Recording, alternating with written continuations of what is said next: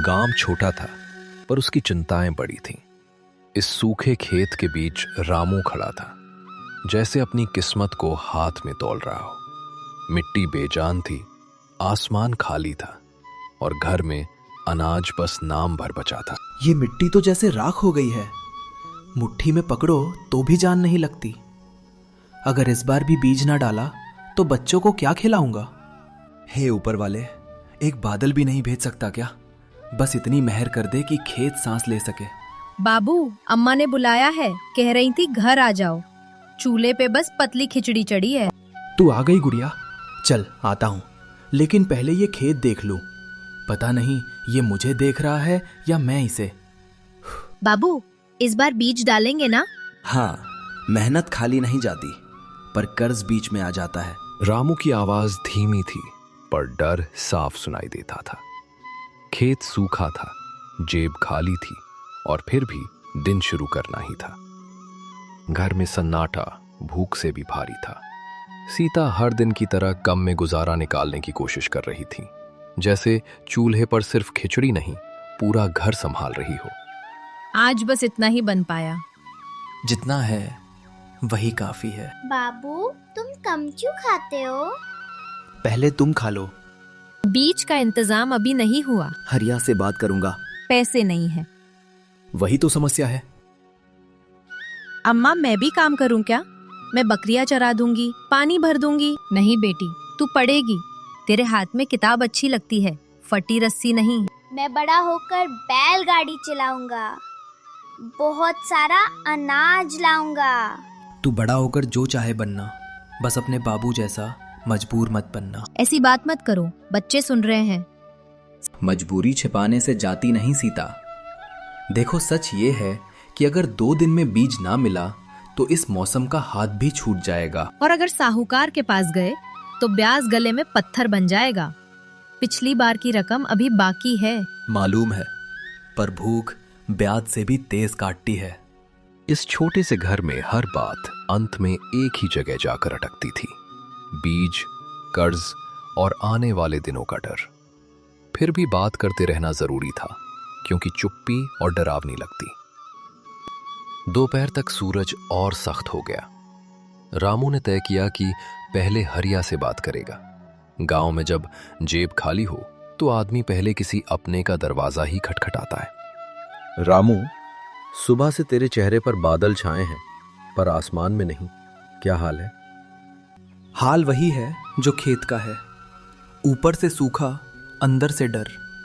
बीज चाहिए और हाथ खाली हैं। मेरे पास थोड़ा ज्वार का बीज बचा है, पर इतना नहीं कि तेरे पूरे खेत में पड़ जाए। थोड़ा भी मिल जाए तो आधा खेत बच सकता है, आधा बचा तो शायद बाकी भी बच जाए। बात बीज की ही नहीं, पानी की भी है। कुएं का पानी नीचे चला गया है, सब लोग लाइन में लगे हैं। हाँ, पर खाली बैठने से कुछ नहीं होगा। मैं सोच रहा हूँ आधा खेत बो दूं, बाकी किस्मत पे छोड़ दूं। और साहूकार? उसका आदमी सुबह चौपाल पर पूछ रहा था। पता था वो पूछेगा, शायद आज शाम तक खुद भी आ जाए। तेरे पास जितना बीज है शाम तक दे देना, मैं रात में ही मेड़ ठीक कर लूंगा। दे दूंगा, पर अगर बादल आ गए तो शायद ये साल पलट जाए। बादल, अब तो उनका नाम सुनकर भी दिल धड़कता है। हरिया की बातों में दिलासा था, पर डर कम नहीं हुआ। उम्मीद मिलती थी, मगर साथ में एक और चिंता भी जुड़ जाती थी, कहीं मदद भी नई मुसीबत का रास्ता न खोल दे। शाम के साथ वो आदमी भी आ गया, जिसका नाम सुनते ही कई घरों में चूल्हे की आंच धीमी पड़ जाती थी। लाला शंकर, गांव का साहूकार। उसके कदम नपे तुले थे और हिसाब उससे भी ज्यादा। अरे रामू, मैं तो तुझे ही ढूंढ रहा था, बड़ा व्यस्त रहने लगा है आजकल। नमस्ते लाला जी, खेत में था, काम तो करना ही पड़ता है। काम अच्छा है, पर मेरा हिसाब भी कोई काम ही है। पिछली बार का कर्ज अभी बाकी है। मालूम है, मैं भागा नहीं हूँ, बस फसल खराब हुई इसलिए देर हो गई। जितना चाहिए उतना मिल जाएगा, बीज भी, थोड़ा नकद भी। बस पुराना हिसाब नए हिसाब में जुड़ जाएगा। ब्याज कितना लगेगा? वही पुराना, महीने का 3%। 3% कम नहीं होता लाला जी। बोझ मैं नहीं बढ़ाता, हालत बढ़ाती है। मैं तो सहारा देता हूं। अगर मैं इस बार भी ना बोऊं तो घर में भूख आ जाएगी। अगर बोऊं और फसल ना हुई तो कर्ज बढ़ जाएगा। जिंदगी में बिना जोखिम के कुछ नहीं मिलता। सोच ले, कल सुबह तक बता देना। कल सुबह? इतना जल्दी? मौसम किसी का इंतजार नहीं करता, और मैं भी नहीं। मैं सोचकर बताऊंगा। सोच, पर देर मत करना। तभी कभी एक दिन की देरी पूरे साल पर भारी पड़ती है। लाला शंकर चला गया, पर उसकी बात वहीं रह गई। बीज का रास्ता खुला था, पर उसके नीचे कर्ज की गहरी खाई भी थी। रामू के सामने अब सिर्फ सूखा खेत नहीं, एक कठिन फैसला भी खड़ा था। रात अक्सर थके हुए लोगों को आराम देती है, लेकिन कुछ रातें सवाल लेकर आती हैं। ये वही रात थी। घर सोने की कोशिश कर रहा था, पर रामू की आंखों में नींद नहीं, बस हिसाब और चिंता थी। तुम अभी तक जाग रहे हो? अंदर आ जाओ, रात ठंडी हो रही है। ठंड बाहर कम है सीता, अंदर ज्यादा है, दिल में।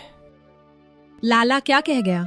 गुड़िया सोने से पहले पूछ रही थी। वही जो डर था। बीज देगा, पैसे देगा, और बदले में हमारी सांसों पर भी हिसाब लिख देगा। तो मना कर दो, भूख काट लेंगे, पर खेत कागज पर मत हारना। भूख में काट लूंगा, बच्चे कैसे काटेंगे? मोहन आज भी मुझे देख रहा था, जैसे समझ गया हो कि मैं झूठ बोल रहा हूं। मैं भी समझ रही हूँ, तुम टूट रहे हो।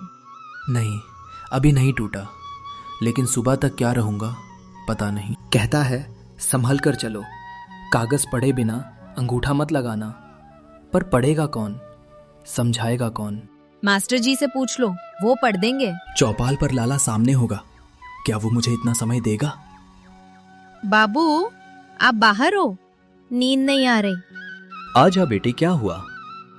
मैंने सपना देखा, हमारे खेत में हरियाली थी, अम्मा हंस रही थी। क्या सपना सच हो सकता है? हो सकता है, अगर भगवान चाहे, और अगर तेरे बाबू सही रास्ता चुन ले। रामू ने आसमान की तरफ देखा। तारे बहुत थे, पर एक भी बादल नहीं। तभी दूर खेतों की दिशा से हवा के साथ कोई अजीब सी आवाज आई, जैसे सूखी मेड़ के पास कुछ खिसका हो या कोई वहां खड़ा हो। रामू ठिठक गया। सीता, तुमने सुना? खेत की तरफ कोई है। इस वक्त वहां कौन हो सकता है? अगर कोई मेरी मेड़ काट रहा हुआ तो मैं अभी देख कर आता हूं। इतनी रात में मत जाओ अकेले। रामू ने लालटेन उठाई और अंधेरे खेत की ओर बढ़ गया। सूखी मिट्टी पर उसके कदमों की आवाज साफ सुनाई दे रही थी। अगले ही पल लालटेन की लौ हिली और रामू की आंखें किसी अनदेखी चीज पर टिक गईं। लालटेन की कांपती लौ के सामने रामू ने झुक कर देखा। मेर के पास किसी आदमी का साया नहीं था, बस मिट्टी ताजा ताजा खिसकी हुई थी, जैसे किसी ने पानी का रास्ता मोड़ने की कोशिश की हो और काम अधूरा छोड़कर भाग गया हो। अरे ये क्या है? मेड़ किसी ने छेड़ी है। रामू, बोलो, वहां क्या दिख रहा है? मैं यहीं खड़ी हूँ। कोई आदमी तो नहीं दिखा, पर देखो, ये कटान नहीं है। अगर थोड़ा और टूटती तो बची खुची नमी भी निकल जाती। मैंने कहा था अकेले मत जाना, चलो मैं भी आती हूँ। सीता बच्चों को उसारे में सुलाकर खेत तक आ गई। दोनों घुटनों के बल बैठकर मेड़ टटोलने लगे। सूखी मिट्टी उंगलियों में रेत की तरह बिखर रही थी, पर नीचे हल्की ठंडक अभी बाकी थी। नीचे थोड़ी नमी है, अगर अभी संभाल लें तो मिट्टी पूरी मरी नहीं है। हाँ, यही हमारी बचत है। जो भी था, चाहता था पानी टिके ही नहीं। अब क्या करेंगे? रात आधी बीत गई है। अभी मेड़ बांधते हैं, सुबह होते ही हवेली से लौटकर सीधे यही काम शुरू करेंगे। आराम बाद में। दोनों ने हाथों से मिट्टी खींच खींच कर मेड़ पटानी शुरू की। लालटेन बीच में रखी थी और उसकी छोटी लौ के चारों ओर जैसे उनकी जिद चमक रही थी। मैं उधर की दरार भरती हूँ, तुम इस तरफ दबा दो। जोर से दबाओ, सुबह तक बस इतना टिक जाए कि नमी भागे नहीं। रात के आखिरी पहर तक मेड़ फिर से खड़ी हो गई। थकान से दोनों की सांसें भारी थी, मगर आंखों में पहली बार डर के साथ साथ एक साफ फैसला भी था। सुबह हवेली में काम निपटाते हुए भी रामू का मन अपने खेत में अटका रहा। जैसे ही छुट्टी मिली वो बिना रुके घर की तरफ भागा। सीता पहले से तैयार थी। उसने बीज की छोटी पोटली बांध रखी थी।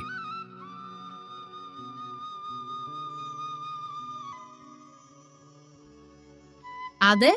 मैंने सोचा तुम फिर देर कर दोगे। आज देर का मतलब नुकसान है। हल नहीं है, बैल नहीं है, पर हाथ तो हैं।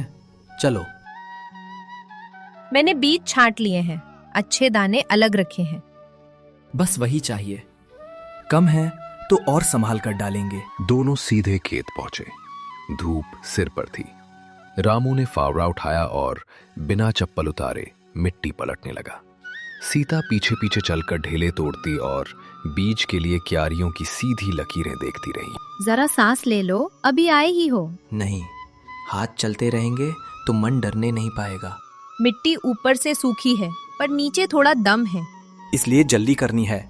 नमी भागने से पहले बीज नीचे पहुंचना चाहिए। मैं इस पट्टी में बीज छिड़कती हूँ, तुम पीछे से मिट्टी चढ़ा देना। ठीक है, बराबर बराबर डालना, एक जगह ज्यादा मत गिराना।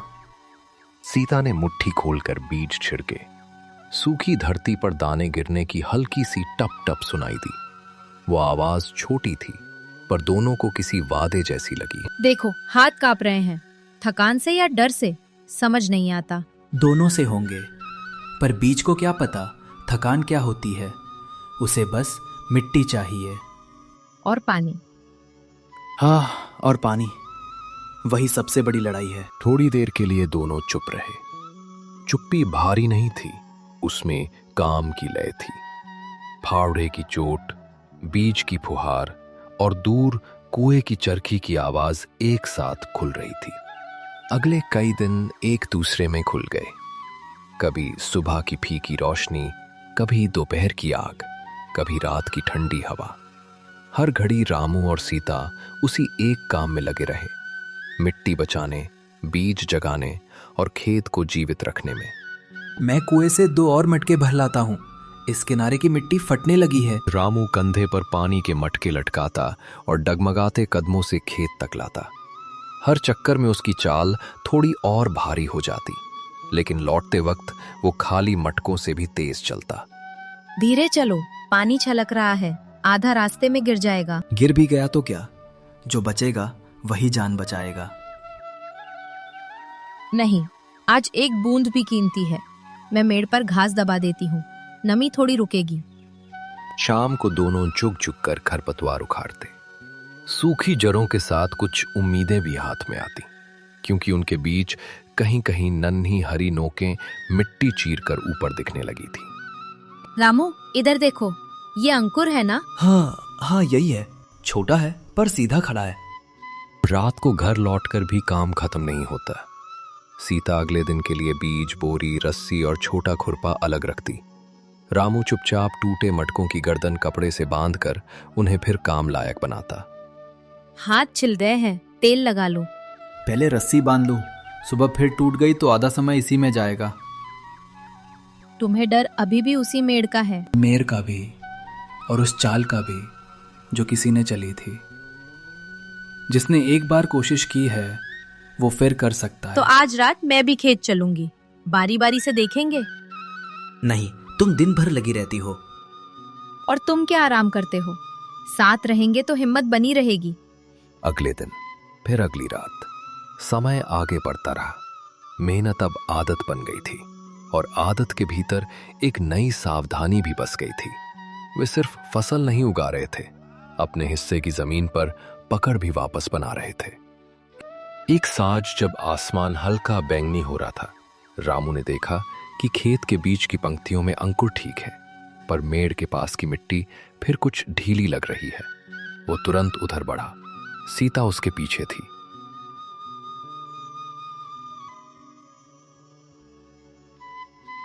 देखो, यह फिर निशान है। ये अपने आप नहीं हुआ। पैरों के हल्के चिन्ह भी हैं। कोई आया था। और इस बार दिन में आया है। रात की ओस भी नहीं टूटी। मतलब कोई हमें काम करते देख रहा है। हाँ, और उसे पता है कि पानी कहाँ रोकना है, कहाँ छोड़ना है। रामू ने मेड़ के पास झुककर मिट्टी कुरेदी। नीचे से एक पतली लकड़ी निकली जिसे टिकाकर पानी का रुख मोड़ा जा सकता था। ये कोई जानवर का काम नहीं था, ये सोच समझकर की गई चाल थी। तो सच में कोई चाहता है कि फसल उठे ही नहीं? अब बात साफ है, पहले मेड़ काटी, अब पानी मोड़ने की तरकीब। क्या मुखिया से कहें? बिना पकड़े कहेंगे तो बात हवा हो जाएगी। हमें सबूत चाहिए। तब आज रात यही रुकेंगे, लालटेन नहीं जलाएंगे, बस अंधेरे में बैठकर देखेंगे कि कौन आता है। बच्चे? गुड़िया समझदार है, उसे कह देंगे दरवाजा भीतर से अटका ले, हम देर से लौटेंगे। सीता ने एक बार उगते अंकुरों की तरफ देखा, फिर उस टूटी मिट्टी की तरफ। उसके चेहरे पर डर था, पर उससे बड़ा गुस्सा था। उसने चुपचाप सिर हिला दिया। ठीक है, अगर कोई हमारी मेहनत पर हाथ डालेगा तो आज छुपकर नहीं जाएगा। पहले मेड़ ठीक कर लेते हैं ताकि नुकसान अभी ना बढ़े, फिर पेड़ के पीछे बैठेंगे। मैं बोरी और रस्सी घर से ले आती हूँ, तुम यहीं रहो। जल्दी आना, अंधेरा गिर रहा है। सीता तेज कदमों से घर की ओर चली गई। रामू अकेला मेड़ पर मिट्टी दबाने लगा। चारों तरफ सांझ गहरी हो रही थी। तभी उसे फिर वही खिसकने जैसी आवाज सुनाई दी। इस बार खेत के उस कोने से जहां नन्हे अंकुर सबसे घने उगे थे। कौन है वहां? निकल आओ। जवाब नहीं आया, बस सूखी फसल की कतारों के बीच कुछ हिला, फिर थम गया। रामू ने फावड़ा कसकर पकड़ा और एक कदम आगे बढ़ाया। उसी क्षण अंधेरे में किसी ने बहुत धीरे से उसका नाम लिया। रामू, ज्यादा देर हो गई। अंधेरे में अपना नाम सुनते ही रामू के हाथ पांव जैसे सुन्न पड़ गए। उसने फावड़ा और कसकर पकड़ा, पर आवाज में डर साफ था। उसी समय सीता बोरी और रस्सी लेकर लौटती दिखाई दी और खेत के उस कोने की ओर दोनों की निगाह टिक गई जहां अंकुर सबसे घने थे। कौन है? सामने आ। छुपकर नाम लेने से क्या होगा? रामू, मैं आ गई। किससे बात कर रहे हो? उधर से आवाज आई थी, किसी ने मेरा नाम लिया। डर मत रामू, मैं सने हूँ। सने? तू वहाँ क्या कर रहा है? बाहर आ। सूखी पत्तियों के बीच से सने धीरे धीरे बाहर आया। उसके कपड़ों पर मिट्टी लगी थी और चेहरा ऐसा जैसे बहुत देर से डर दबाकर खड़ा हो। उसने इधर उधर देखा, मानो कोई और भी सुन रहा हो। मैं भागा नहीं था, मैं देख रहा था कि आज फिर कौन आएगा। साफ साफ बोल, नाम किसका है? सेठ धनराज के आदमी शाम को मेड़ काटते हैं, पानी मोड़ देते हैं, फिर कहते हैं कि तुम्हारी खेती कमजोर है। मैंने कहा था ना, नुकसान अपने आप नहीं हो रहा। तेरे पास कोई सबूत है या बस सुनी सुनाई बात? सबूत है। मैंने कागज छिपा कर रखा था, हिसाब का कागज। उसमें बीज, पानी और हिस्से की बात लिखी है। कागज कहाँ है? अभी दे। घर पर नहीं, पुराने कुएं के पास पत्थर के नीचे रखा है। मैं डर गया था। अभी चलते हैं। अगर ये सच है तो आज बात चौपाल तक जाएगी। हाँ, और इस बार कोई अकेला नहीं रहेगा। तीनों जल्दी जल्दी पुराने कुएं तक पहुंचे। जगह सुनसान थी, पर गांव की चौपाल की दिशा से दूर दूर लोगों की आवाजें आ रही थी। सने घुटनों के बल बैठा एक चपटा पत्थर हटाया और नीचे से तेल लगे कपड़े में लिपटा मुड़ा हुआ कागज निकाला। यही है, मैंने उस दिन मुनीम के हाथ से गिरते देखा था। खोल इसे, दिए की रोशनी इधर कर सीता। सब मिलकर खोलो, भीग गया तो पढ़ा नहीं जाएगा। कागज खुलते ही टेरे मेरे अक्षरों में कई नाम, खेतों के निशान और पानी मोड़ने के दिन लिखे दिखे। नीचे एक छोटा सा निशान भी था जिसे रामू ने पहले धनराज की गोदाम वाली बोरी पर देखा था। इसमें मेरा खेत भी लिखा है। मेड़ काटो, पानी रोको, फिर सस्ता सौदा करो। और यहाँ देखो, 2 और किसानों के नाम है, मतलब खेल बड़ा है। मैं इसलिए चुप था, अगर मेरा नाम खुलता तो मुझे गांव से निकलवा देते। चौपाल में सबके सामने बात रखनी होगी। अकेले सेठ से भिड़े तो वो मुकर जाएगा। तीनों ने एक दूसरे की ओर देखा। डर अब भी था, मगर उसके साथ एक जिद भी जुड़ गई थी। रामू ने कागज मोड़कर अपनी कमीज के भीतर रखा और वे चौपाल की ओर तेज कदमों से चल पड़े। रास्ते भर सीता ने 2-3 भरोसेमंद पड़ोसियों को धीरे से बुला लिया। खबर आग की तरह नहीं, फुसफुसाहट की तरह फैली। रामू के पास कुछ है और आज चौपाल में बात होगी। जब तक वे पहुंचे वहां मिट्टी के दियों की कतार जल चुकी थी। रामू, इतनी रात गए सबको क्यों बुलाया है? क्योंकि बात खेत की नहीं, गांव की है। थोड़ा ठहरो। चेहरा क्यों उतरा है तुम्हारा? कुछ मिला क्या? मिला है, पर पहले सरपंच के सामने कहूंगा। लोग गोल घेरा बनाकर खड़े होने लगे। कुछ चेहरे उत्सुक थे, कुछ डरे हुए और कुछ ऐसे भी जो पहले ही समझ चुके थे कि मामला किस ओर जा रहा है। तभी चौपाल के दूसरे छोर से सेठ धनराज अपने 2 आदमियों के साथ आया। उसकी चाल धीमी थी पर छाती पहले की तरह फूली हुई। अरे वाह, आज तो बड़ी सभा है। रामू, अब क्या नई शिकायत है? शिकायत नहीं, सच है, और आज सबके सामने होगा। सच? तेरे पास? सोच समझ कर बोलना। धमकी बाद में देना, पहले सुन लेना। सरपंच आ गए, अब शांति रखो। सरपंच ने बैठते ही चारों ओर नजर दौड़ाई। चौपाल पर असामान्य सन्नाटा था। सिर्फ दियों की लौ हिल रही थी और दूर कहीं कुत्ते के भौंकने की आवाज आ रही थी। रामू आगे बढ़ा पर उसके कदमों में झिझक थी। किस बात पर रात में पंचायत जैसी भीड़ जुटी है? सरपंच जी, मैं अपनी बात सबके सामने रखना चाहता हूं। रखो, साफ बोलो ताकि सब सुने। रामू ने एक पल के लिए सीता की ओर देखा। सीता ने बस हल्का सा सिर हिलाया। सने पीछे खड़ा था पर उसकी मुट्ठियां बंधी हुई थीं। धनराज अपने स्थान पर अकड़ कर खड़ा रहा, जैसे उसे किसी बात की चिंता ही ना हो। कई दिनों से मेरे खेत की मेड़ रात में काटी जा रही है। पानी मोड़ा गया, अंकुर दबाए गए। पहले मुझे लगा कोई जानवर होगा, फिर लगा शायद मेरी ही कमी है।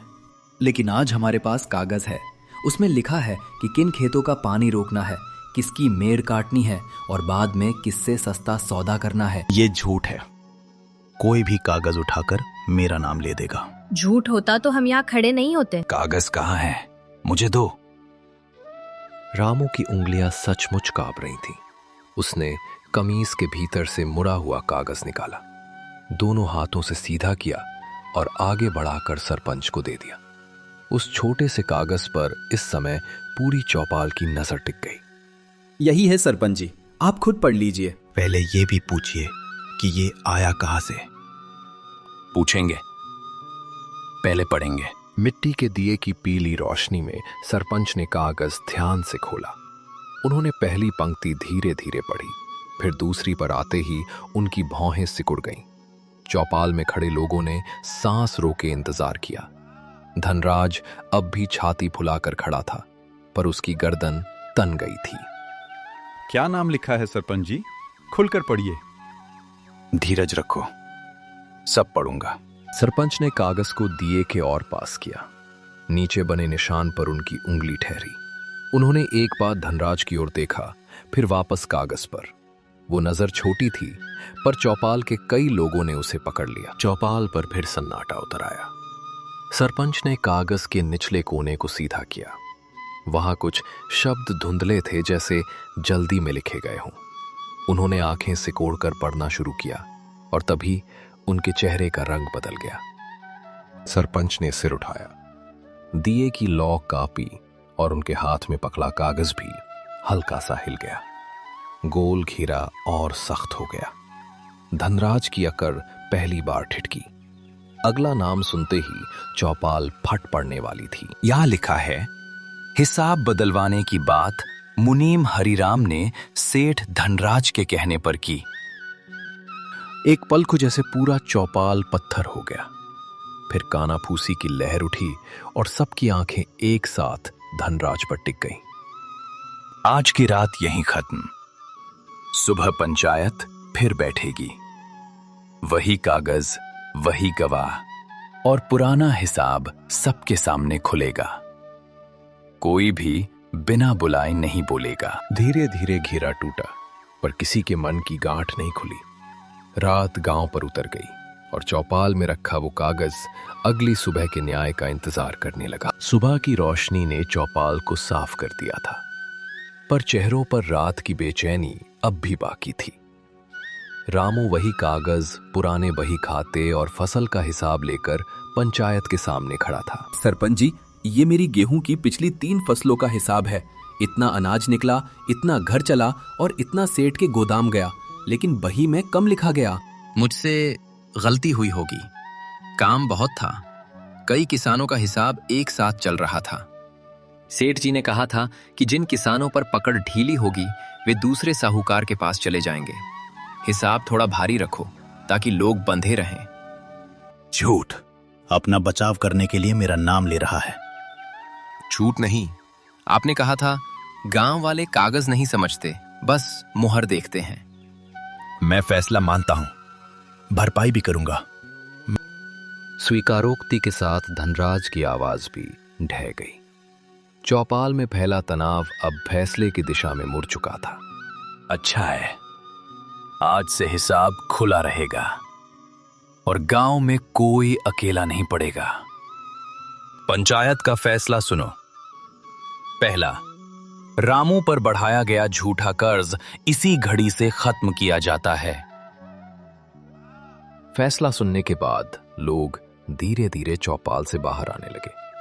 सुबह की धूप अब पहले से उजली लग रही थी, जैसे गांव ने अपने भीतर का एक अंधेरा पीछे छोड़ दिया हो।